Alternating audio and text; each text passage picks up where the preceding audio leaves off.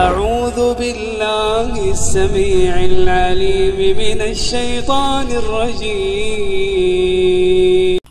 बिस्मिल्लाहिर्रहमानिर्रहीम। Islamic world TV के दोस्तों अस्सलाम वालेकुम। दोस्तों आज हम आपके लिए एक नई वीडियो के साथ हाजिर हुए हैं। दोस्तों पहले हम एक वीडियो में आपको गुस्ल से मुतालिक बता चुके हैं। आज की इस वीडियो में हम आपको वजू के बारे में बताएंगे कि वजू करने का सुन्नत तरीका क्या है। तो मैं आपका भाई हूँ, मेरी अल्लाह पाक से दुआ है कि अल्लाह पाक हम सबको जन्नत में एक साथ जमा फरमाए, आमीन। जब हम वजू करते हैं तो कभी हमने सोचा है कि क्या हमारा वजू अल्लाह के रसूल सल्लल्लाहु अलैहि वसल्लम के जैसा वजू है कि नहीं। अगर हम अपने घर वालों का वजू चेक करें, अपनी बीवी का, अपने बच्चों का, दूसरी चीजों का, तो उनका हमें पूरा ख्याल है कि उनका यूनिफॉर्म सही है कि नहीं। लेकिन वजू के बारे में कभी हमने सोचा मेरे दोस्तों? कभी अपने बच्चों से हमने ये कहा कि आप इतने बड़े हो गए हैं, जरा हमें नमाज का तरीका तो बताएं कि रुकू कैसे करते हैं, सजदा कैसे करते हैं। तो दोस्तों अल्लाह ताला ने हमें इन चीजों के लिए पैदा किया है। इसका ये मतलब नहीं है कि आप समझें कि मैं आपको पढ़ाई से मना कर रहा हूँ। आप अपनी औलाद को PhD करवाएं, कोई मसला नहीं है। लेकिन जो हमारा मिशन है, हम उस मिशन को क्यों छोड़ रहे हैं? क्यों नबी करीम सल्लल्लाहु अलैहि वसल्लम के तरीकों को छोड़ रहे हैं?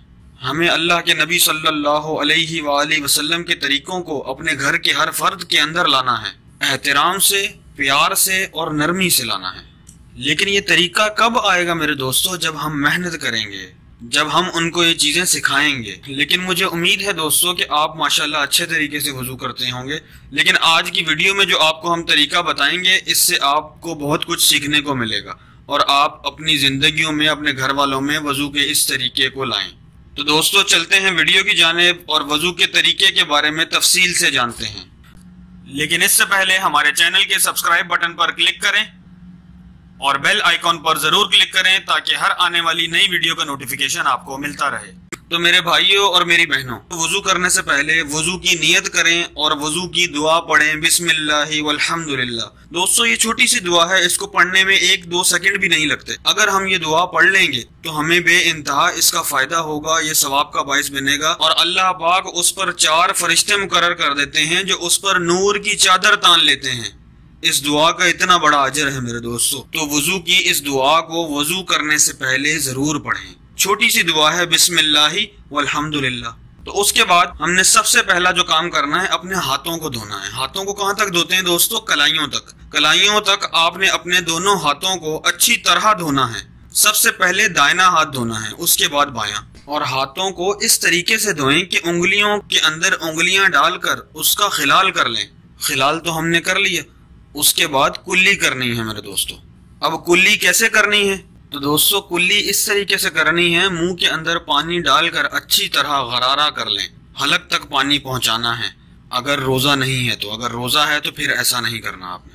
और 3 मरतबा ये अमल आपने दोहराना है, 3 मरतबा कुल्ली करनी है। तो दोस्तों उसके बाद नाक में पानी डालना है। नाक में पानी, नाक की जो नरम हड्डी है यहाँ तक आपने पानी पहुंचाना है और ये अमल 3 मरतबा दोहराना है। अगर नाक की सफाई करनी है तो बाएं हाथ की छोटी उंगली से आप नाक की सफाई कर सकते हैं। तो दोस्तों उसके बाद आपने जो अमल करना है वो चेहरे का धोना। चेहरे को इस तरीके से धोना है कि सर के बाल जहाँ से शुरू हो रहे हैं, यहाँ से लेकर आपने ठोड़ी के नीचे तक और कानों की लौ तक, दोनों तरफ से अच्छी तरह अपने चेहरे को धोना है। 3 मरतबा इस अमल को आपने दोहराना है। जब आप चेहरा धोकर फारिग हो जाएं तो उसके बाद आप अपने बाजुओं को कोहनियों तक धोना है। पहले आपने धोया था कलाइयों तक, अब आपने पूरा कोहनियों तक धोना है।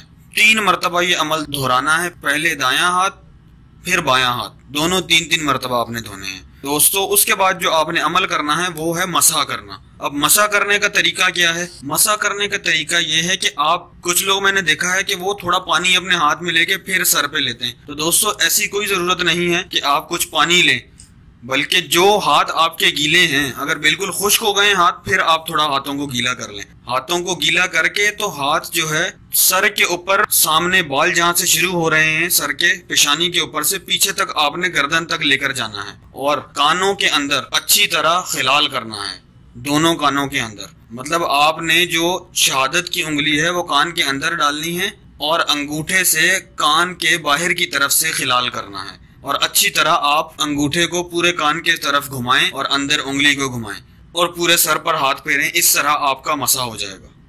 दोस्तों ये अमल 3 मरतबा नहीं, ये 1 मरतबा ही करना है। उसके बाद आपने जो अमल करना है वो है पाँव का धोना। पाँव को अच्छी तरह टखनों तक धोना है। सबसे पहले दायां पाँव 3 मरतबा, फिर बायां पाँव 3 मरतबा।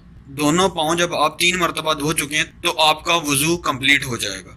तो दोस्तों आज मैंने आपको वजू का तरीका बताया है। नबी करीम सल्लल्लाहु अलैहि वसल्लम ने फरमाया, जो शख्स वजू कर लेता है तो अल्लाह पाक उसके छोटे छोटे गुनाह, हाथ के, पाँव के, चेहरे के छोटे छोटे गुनाह, हत्ता के जो नाखूनों के नीचे भी छोटे छोटे गुनाह जो इंसान से हो जाते हैं, वो भी अल्लाह पाक माफ फरमा देते हैं।